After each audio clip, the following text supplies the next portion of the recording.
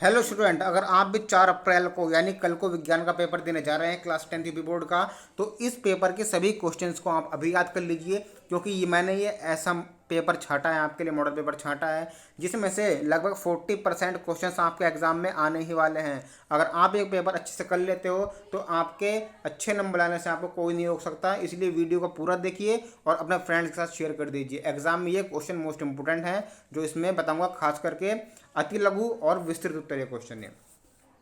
तो स्टार्ट करते हैं। सबसे पहले हम फिजिक्स की बात करेंगे। ये चारों क्वेश्चन, इन सभी क्वेश्चंस को आप अपनी कॉपी में नोट कर लीजिए और इनके आंसर ढूंढकर कहीं से भी कर लीजिए पेपर देने से पहले पहले, ठीक है। मैं बता रहा हूँ आपको, किसी वस्तु का वस्तु से बड़ा आभासी प्रतिबिंब बन सकता है।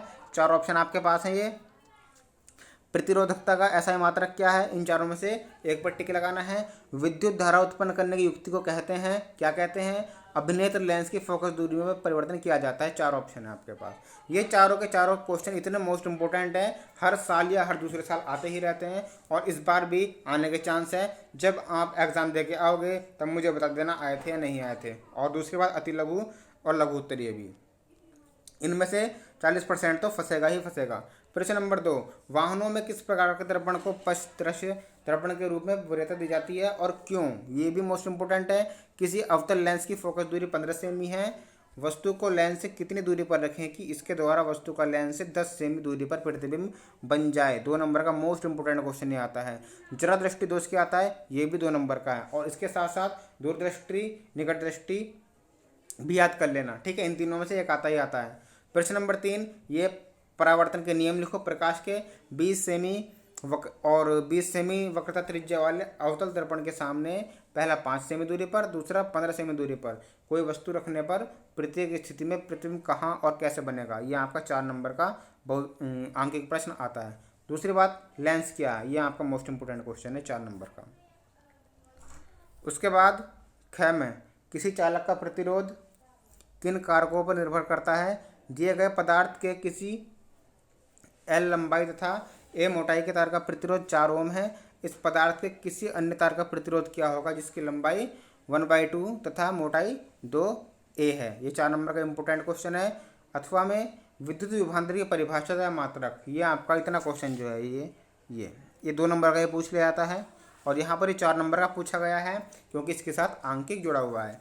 प्रश्न नंबर 4, विद्युत मोटर का नामांकित आरेख खींचकर सिद्धांत तथा कार्यविधि स्पष्ट कीजिए। यह आपका 7 नंबर का मोस्ट इंपोर्टेंट क्वेश्चन है, एग्जाम में आता ही रहता है। उसके बाद परिनालिका किसे कहते हैं? यह आपके चुंबक वाले पार्ट का है, 7 नंबर का इंपोर्टेंट क्वेश्चन है, याद कर लीजिए इसको भी। और फिर खंड का हम बात करते हैं रासायनिक विज्ञान की। रासायनिक विज्ञान में आपके पास ये अभिक्रिया है, इसको बताना है कौन सी अभिक्रिया है इसमें चारों में से, संयोजन, विस्थापन, द्विविस्थापन या वियोजन। उसके बाद ख, जल की कठोरता को हटाने के लिए निम्न में से किसका उपयोग किया जाता है? बेकिंग सोडा, धावन सोडा, विरंजक चूर्ण या प्लास्टर ऑफ पेरिस। ये 4 ऑप्शन है, इनमें जो राइट आंसर है आप उसको टिक कर दीजिएगा। निम्न में से किस यौगिक में OH एक क्रियात्मक समूह है? 4 ऑप्शन में से एक पर टिक लगाना है। फिर उसके बाद आते हैं रासायनिक विज्ञान के अति लघु उत्तरीय प्रश्न। मोस्ट इंपोर्टेंट क्वेश्चन है ये, तीनों आपको दिखाई दे रहे हैं यहाँ पर, पहला, दूसरा, तीसरा और ये चौथा यूपीएससी। रेडॉक्स अभिक्रिया से क्या अभिप्राय है? रासायनिक अभिक्रिया का उदाहरण देकर समझिए। मोस्ट इंपोर्टेंट, हर साल आता है क्वेश्चन। बेकिंग सोडा बनाने की विधि और उपयोग 2 नंबर का पक्का आता है। आधुनिक आवर्ती नियम क्या है? 2 नंबर का पक्का आता ही आता है, ठीक है। इनको आप पक्का कर लीजिएगा। निम्नलिखित का IUPAC नाम याद कीजिए। या यूपीएससी नाम तो हर साल आता ही है, इससे तो कोई बात ही नहीं करनी है, सबको पता है। उसके बाद ख पाठ, संचरण किसे कहते हैं? धातुओं की संचरण रोकने की 2 विधियाँ लिखिए, 2 नंबर का। उसके बाद निम्नलिखित पर टिप्पणी लिखिए। कार्बनिक यौगिकों में प्रतिस्थापन अभिक्रिया, साबुन की सफाई प्रक्रिया, समजातीय श्रेणी। 7 नंबर का इंपोर्टेंट क्वेश्चन है। अथवा में निम्नलिखित का रासायनिक समीकरण लिखिए। ये चारों, इनका रासायनिक समीकरण लिखना है आपको, 7 नंबर का है। उसके बाद खंड ज्ञान में हम बात करते हैं जीव विज्ञान में।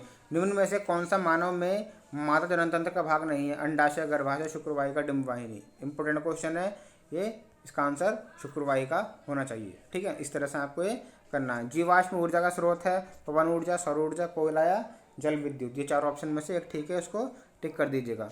पवन चक्की का उपयोग किन कार्यों करने में होता है? यांत्रिक, रासायनिक, ये दोनों, इनमें से कोई नहीं। इंपोर्टेंट क्वेश्चन है। वे पदार्थ जो जैविक प्रक्रम द्वारा अपघटित होते हैं क्या कहलाते हैं? चारों में से राइट ऑप्शन आपको लिख देना। क्वेश्चन को याद कर लीजिए। अभी अगला, स्वपोषी पोषण के लिए आवश्यक परिस्थितियाँ कौन सी है और इसके उपवाद कौन से हैं। 2 नंबर का, पुष्प के बीजांड का स्वच्छ नामांकित चित्र बनाइए। और जैव निम्नीकरण पदार्थ पर्यावरण को किस प्रकार प्रभावित करते हैं। इंपोर्टेंट क्वेश्चन, बहुत ही ज़्यादा इंपोर्टेंट क्वेश्चन ये हैं 2 नंबर के। उसके बाद मोस्ट इंपोर्टेंट क्वेश्चन ये आपका, कायिक प्रवर्धन क्या है, मादातरण तंत्र, लिंग गुणसूत्र, जीवाश्म क्या है, मानव पाचन तंत्र और पादप परिवहन। ये ऐसे क्वेश्चन हैं हर साल आते ही रहते हैं या हर दूसरे साल।